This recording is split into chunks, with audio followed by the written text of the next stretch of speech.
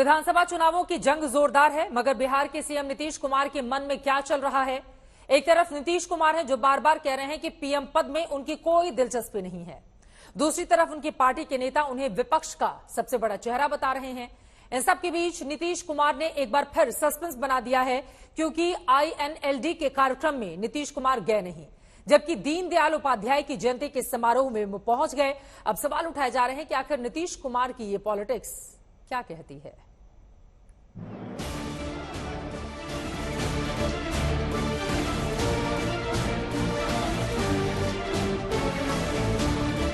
पहले ये सवाल उठता था कि पीएम मोदी के खिलाफ नीतीश कुमार विपक्षी दलों को कैसे साथ ला पाएंगे, और अब सवाल उठ रहा है कि नीतीश कुमार इंडिया गठबंधन का कितना साथ निभा पाएंगे।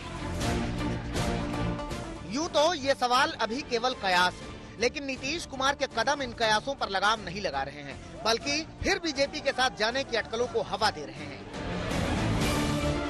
बिहार की राजधानी पटना से आई इन तस्वीरों के बाद फिर से चर्चा के बाजार गर्म है, क्योंकि नीतीश कैथल में INLD की रैली में शामिल न होने के बजाय दीनदयाल उपाध्याय की जयंती के कार्यक्रम में पहुंच गए, और जब सवाल हुआ तो बिल्कुल ही अनजान बन गए। कैथल में आज जाना था सर, कैथल का जो कार्यक्रम है आज वहाँ पे एक बड़ा आयोजन भी किया जा रहा है, उसमें आप नहीं गए सर, उसको लेकर हरियाणा जाना था।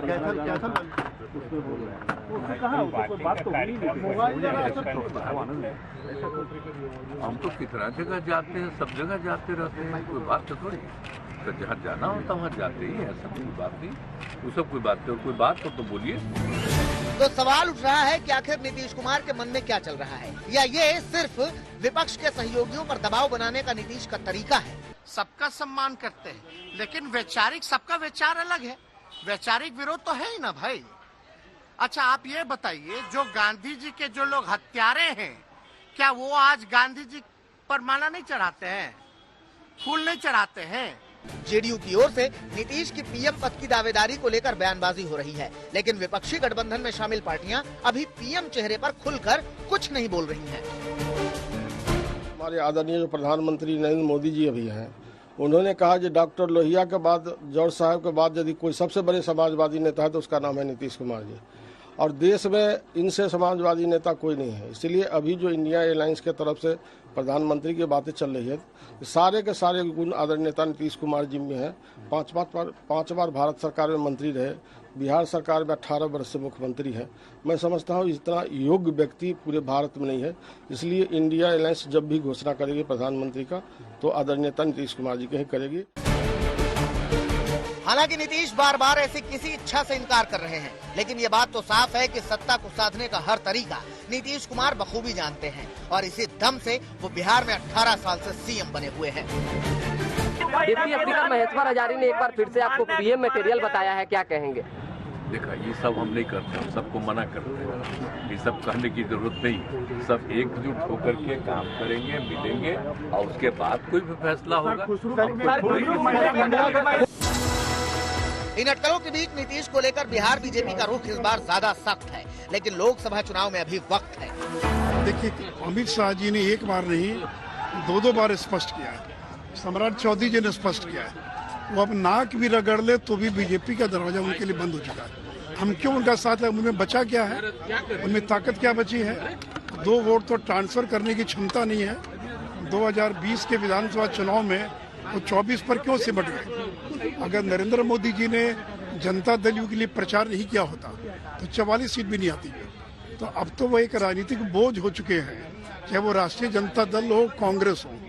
तो इसलिए बीजेपी जो एक बोझ बन चुका है, उसको क्यों अपने स्तर पर ढोने का काम करेगी? 15 में आपने वोट दिया था, ये आदमी 17 में आपको ठग कर भाग गया, फिर वोट कीजिएगा फिर भागेगा, लिख कर रखिए। हम उनके साथ रहे, आप उनको नहीं जानते हैं हमसे ज्यादा।